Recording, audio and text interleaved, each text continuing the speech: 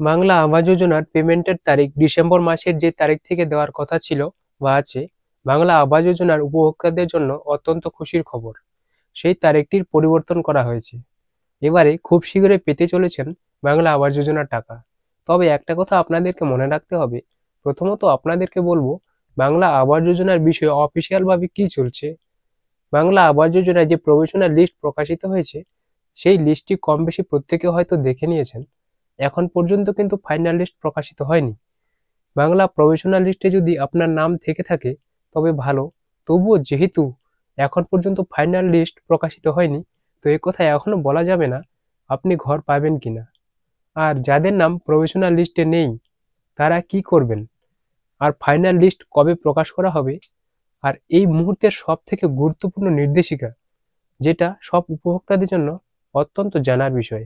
এছাড়াও আরও কিছু বিষয়, সেই সমস্ত বিষয়ে বিস্তারিত আলোচনা করব এই প্রতিবেদনের মাধ্যমে। তো ভিডিওটি অবশ্যই শেষ পর্যন্ত দেখতে থাকবেন। প্রথমত বলবো এই মুহূর্তের বাংলা আবাস যোজনা নিয়ে। অলরেডি আপনারা জানেন যে 27 তারিখে প্রভিশনাল লিস্ট প্রকাশিত হয়েছে।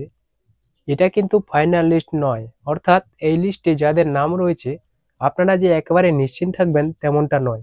কারণ একটা বিজ্ঞপ্তির মাধ্যমে এটা বলা হয়েছিল যে যদি কোনো ব্যক্তির যোগ্য লিস্টে নাম থাকে আর সেই ব্যক্তির বিরুদ্ধে যদি কেউ অভিযোগ করেন, তবে সেই অভিযোগ খতিয়ে দেখা হবে, সেই অভিযোগের সত্যতা যাচাই করা হবে।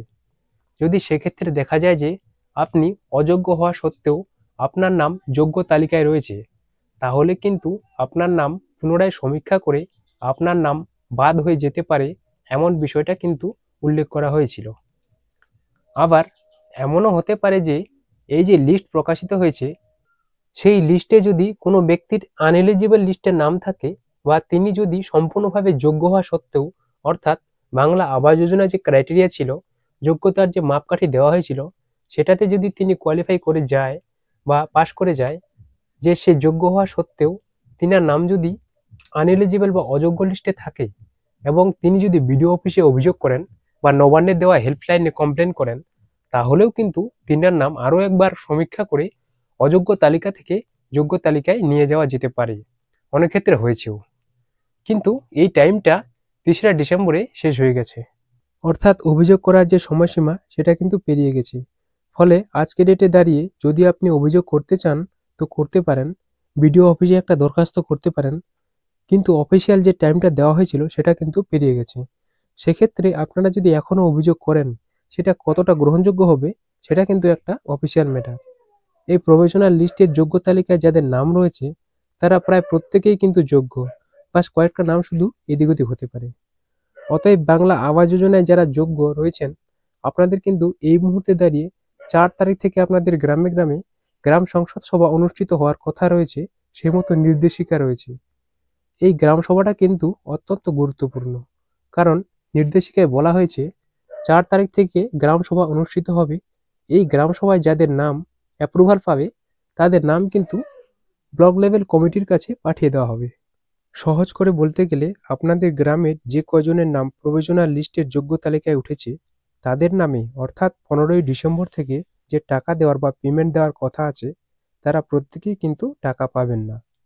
বলা হয়েছে 15 তারিখ থেকে 31 তারিখের মধ্যে আপনাদের ব্যাঙ্ক অ্যাকাউন্টে কিন্তু টাকা ঢুকবে। কিন্তু প্রথম দফায় কাদের টাকা ঢুকবে, অর্থাৎ প্রথম দফায় প্রথম কিস্তি 60,000 টাকা কাদের ব্যাঙ্ক অ্যাকাউন্টে ঢুকবে, সেটার কিন্তু একটা তালিকা তৈরি করা হবে। এই তালিকাটি গ্রাম সংসদ সভায় তৈরি করা হবে। গ্রাম সংসদ এই তালিকাটি অ্যাপ্রুভাল করে ব্লক লেভেল কমিটিকে পাঠাবে। ব্লক লেভেল কমিটি আবার জেলা কমিটির হাতে তুলে দেবে। এবার এই 3টি কমিটির দ্বারা অ্যাপ্রুভাল যে লিস্ট তৈরি করা হবে, এটি হবে ফাইনাল লিস্ট। আর এই প্রসেসটি কিন্তু 11 তারিখের মধ্যে কমপ্লিট করে দেওয়া হবে।